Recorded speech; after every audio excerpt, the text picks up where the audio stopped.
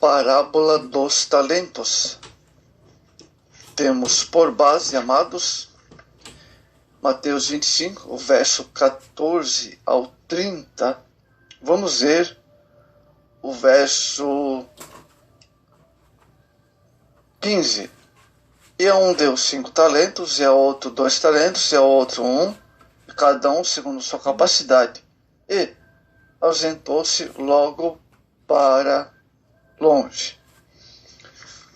Amados e ledos irmãos, a parábola dos talentos descreve um episódio relacionado a um homem que, antes de se ausentar de sua pátria, convocou seus servos e distribuiu cada um deles parte de seus bens. A um 10, o outro 2 e o seguinte 1, a fim de negociarem até o seu retorno. Essa distribuição, segundo o texto, foi realizada de acordo com a capacidade de cada servo. É importante, né, nós observarmos isso aí, que é segundo a capacidade. Nesta introdução da mensagem, existe sempre este detalhes, né? E Deus continua chamando seus servos para cuidar dos seus negócios nesse mundo, enquanto ele está ausente. Para ser chamado de servo, para ser chamado é preciso ser servo. Deus não chama estranhos para fazer sua obra. Amados e diletos irmãos, o talento foi inicialmente um peso para pesar metais. Depois passou a ser uma unidade monetária e mais tarde alta de todas. Como peso, pesava cerca de 25 quilos um talento. Como unidade monetária, valia 6.000 denários, ou seja, mais 16 anos de trabalho a um denário por dia. Olha só. O critério da distribuição, cada um segundo sua capacidade, verso 15. Todos os servos da parábola receberam talentos, para sendo diferentes em quantidade de cada um. Nenhum fiel e verdadeiro servo de Deus poderá dizer: não tenho nenhum talento. Consideremos aqui, amados, os dons, bens temporais naturais que Deus reparte aos seres humanos em geral. Propriedades, vocação, habilidades, inteligência, oportunidades, posição, atributos pessoais. Vemos que certas pessoas, por natureza, são mais talentosas que outras. Consideremos dons de ordem espiritual e sobrenatural, principalmente no Novo Testamento. O verso 15 diz: segundo tem a palavra, a diferença entre os homens quanto aos seus dotes naturais e espirituais, e tanto quanto às oportunidades que lhes são concedidas. Por outro lado, esses dons prestaremos contas a Deus. Nações também recebem parte de Deus elevados privilégios, como Israel, no passado, de modo especial, e determinadas nações da atualidade. Amados, existe uma parábola entre parábola dos talentos e das minas, Lucas 19. Na parábola das minas, cada servo foi entregue ao mesmo valor, na mesma responsabilidade, uma mina. Mas a recompensa variou conforme o trabalho efetuou pelos seus servos. Na parábola dos talentos, variou a quantidade de talentos, cada um seu servo, mas a recompensa foi a mesma para todos.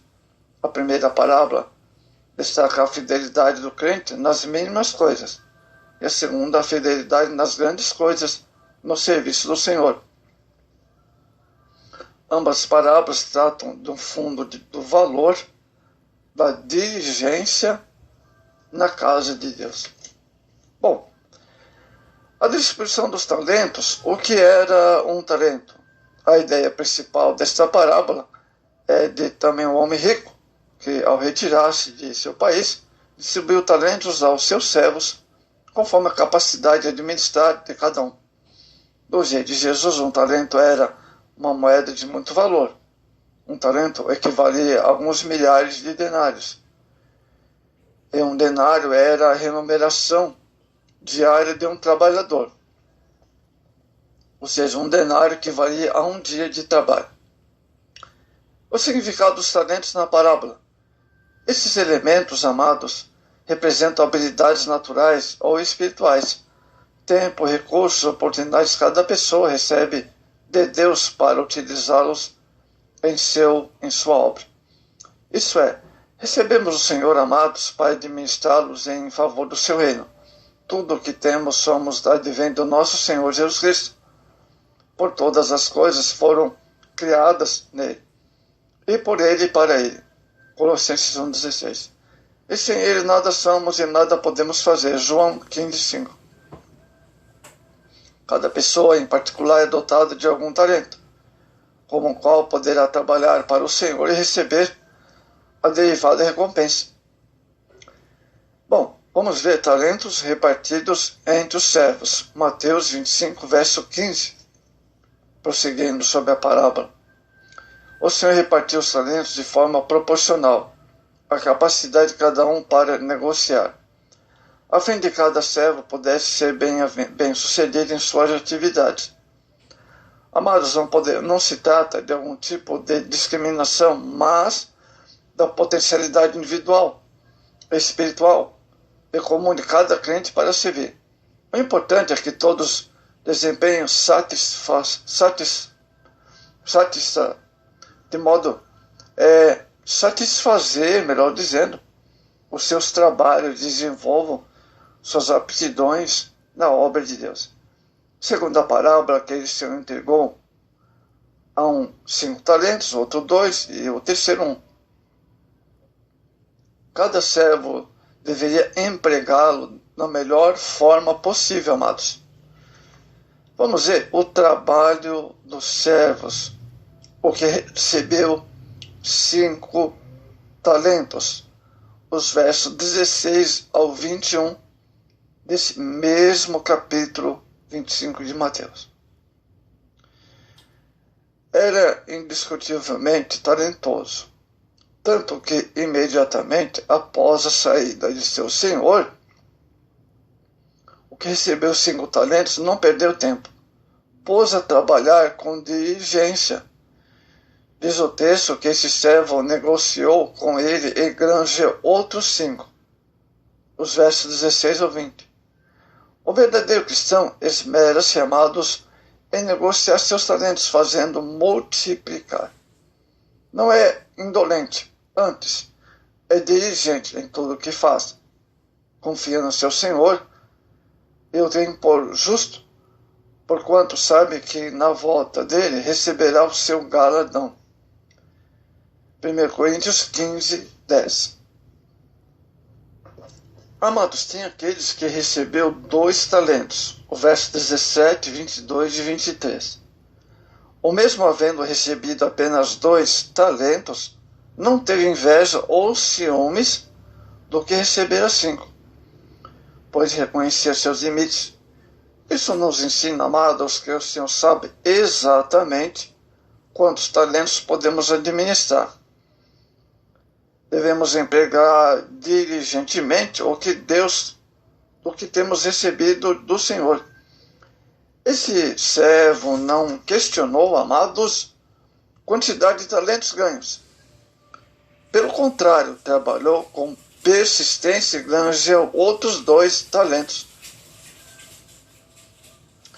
Agora tem aquele que ganhou 1 talento, o que recebeu apenas 1 talento. O verso 18, 24 e 25. Pelo fato de ter outorgado apenas 1 talento a este servo, Deus não estava menosprezando.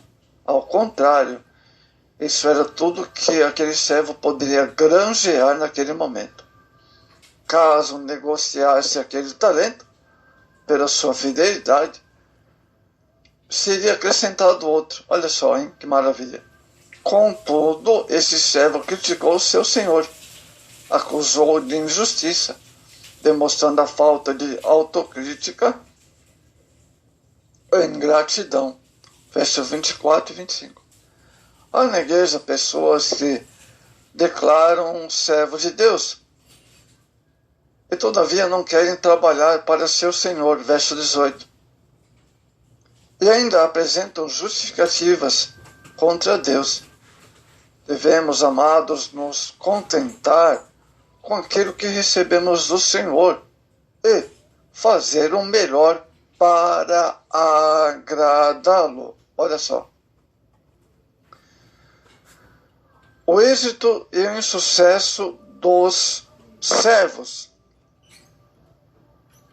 O êxito dos primeiros servos, versos 16, 17, versos 19 e 20. A narrativa declara que tanto quem recebeu 5 quanto 2 talentos do Senhor negociaram bem e duplicaram os talentos. Esses 2 fiéis e diligentes na obra, na vida cotidiana da igreja, todo crente recebe dádivas naturais e espirituais do Senhor, a fim de fazer a igreja progredir social, material e espiritualmente. Deus está atento, amados, à fidelidade com os que empregam em seu reino. Os 2 primeiros servos dedicaram-se a negociar talentos. Por isso, obtiveram êxito. Agora tem o insucesso do terceiro servo. O verso 18, 24 e 25. Amados, podemos comparar esse servo ao crente que nunca está satisfeito. Esse servo havia recebido tanto quanto era capaz de negociar. Entretanto, foi e cavou na terra e escondeu o dinheiro de seu senhor. Verso 18. Esse talento representa desperdício e prejuízo para seu senhor.